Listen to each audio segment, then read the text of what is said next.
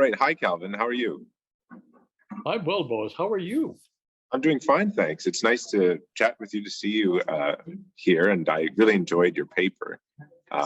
So just for the, would you actually, just for the sake of any of those unhappy souls who don't yet know who you are, would you introduce yourself, Calvin? Yes, okay. My name is Calvin NORMORE, and I work as a professor of philosophy at UCLA. I used to also work at McGill, and I was a graduate student, and I'm an honorary professor at the University of Queensland in Brisbane, where I now am. And I used to, I was a graduate student in Toronto, grew up in Corner Brook, Newfoundland, in fact. Really? I didn't know you were from Newfoundland. Huh. Yep, I'm a Newf. You're a Newfie. Yeah, I am. Oh, that's interesting. Or I is. Yes. I is. Yeah. Yes. So would you tell us a little bit about the paper maybe that you gave here, and then we can work it into some discussion of maybe more the general themes and kind of what we're taking away from it overall, our impressions and things. Okay. Yes. So the paper focused on two 14th century figures who represented, as I saw it, two poles of thinking about the Eucharist, but also more generally, I think two poles of thinking about many of the issues that come up in 14th century philosophy, namely William Ockham on the one hand and John Wycliffe on the other. And Ockham, from the very early part of the century, I mean, he did his philosophical, non-political philosophical work basically between 1315 and 1326 or so, whereas Wycliffe is a good half century later and did most of his philosophical work between roughly 1370 and 1380, 1360 maybe, and 1380. And they're very different figures, but there are a few common threads. Both of them got into ecclesiastical trouble. Ockham both were excommunicated, but Ockham only because he fled Avignon after the then Pope John the 22nd decided against the Franciscan cause in the so-called poverty controversy. So none of his philosophical views were ever formally condemned. Didn't Ockham, on the other, didn't Ockham a window, or is that an apocryphal? Sorry, did Ockham what? I just wanted to ask, just for the exciting, story of this, didn't Ockham escape through a window, or is that just kind of an apocryphal? Well, I don't know that it was a window because he wasn't alone, right? There were three, the superior general of the order, and the chief counsel, the lawyer for the order, the Franciscan order, and he all left Avignon at the same time. But it seems like they did leave in a hurry and under cover of night, and may very well have gone out through a window, for all I know. I mean, from what I understand of this period, just leaving a court in general without obtaining explicit permission was already a pretty hazardous thing to do, as though you have somewhere else to be. So that's right. Perhaps that's even right. just and leaving the papal court. Mm-hmm. Yeah, that would have been presumably even more so, and that's why he was, in that sense, excommunicated. Right. So we don't really need any of these knotted bed sheets coming out of the window to add excitement to the story. No. But I'll let you get back to the philosophical. So why don't we jump? We can take it back to the philosophical. I didn't want to get us too sidetracked on Ockham's political troubles, exciting as they are. Right. Yeah. So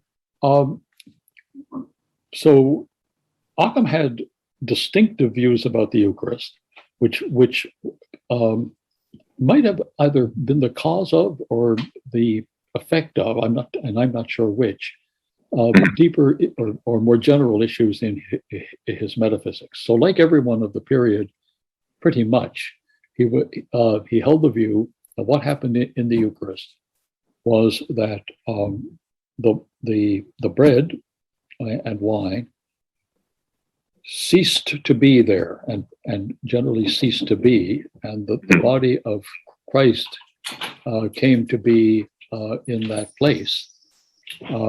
Now, exactly how that was to happen was, of course, highly controversial, and the stage had been set by Aquinas. The Franciscan stage had, in some sense, been set by Duns Scotus. So Occam's a fairly late arrival.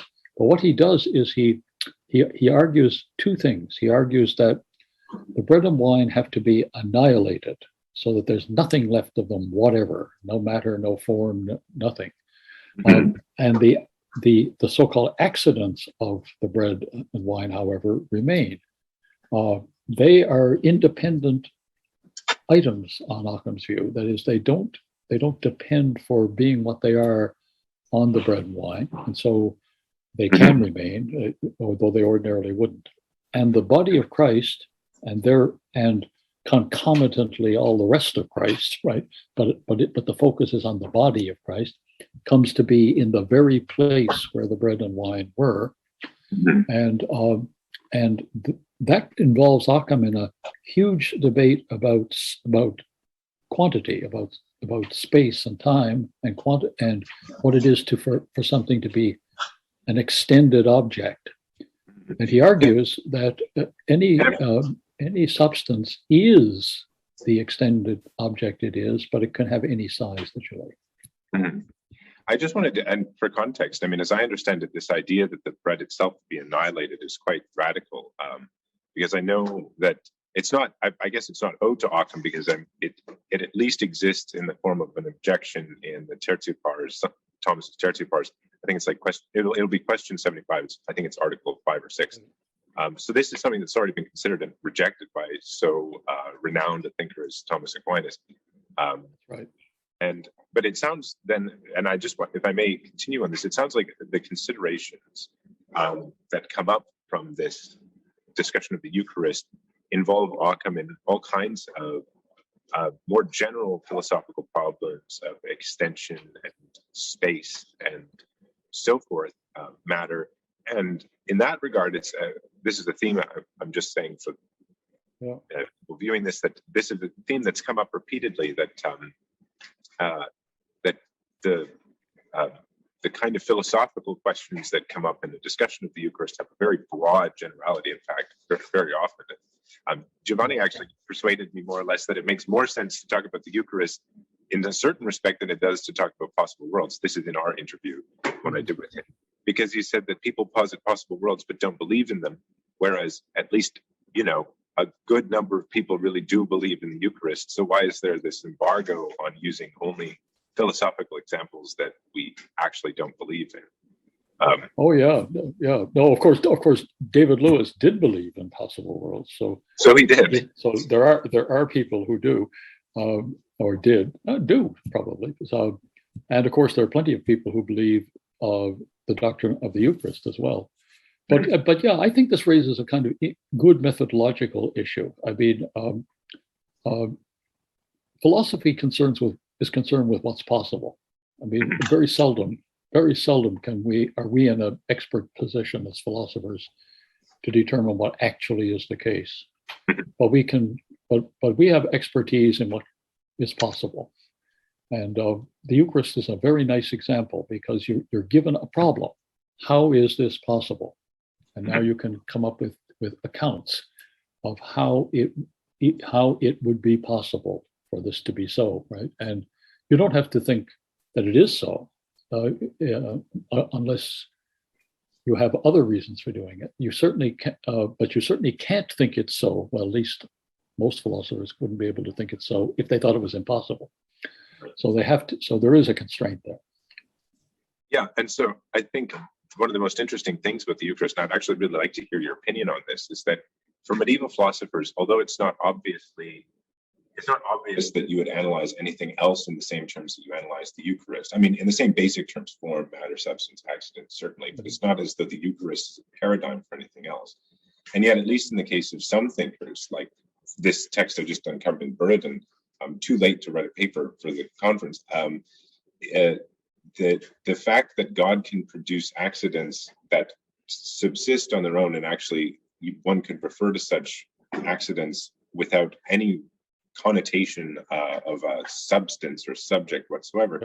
From this, it follows that actually substance is not the best candidate for the genus generalissimum, simply because it does actually have a contrary. Yep.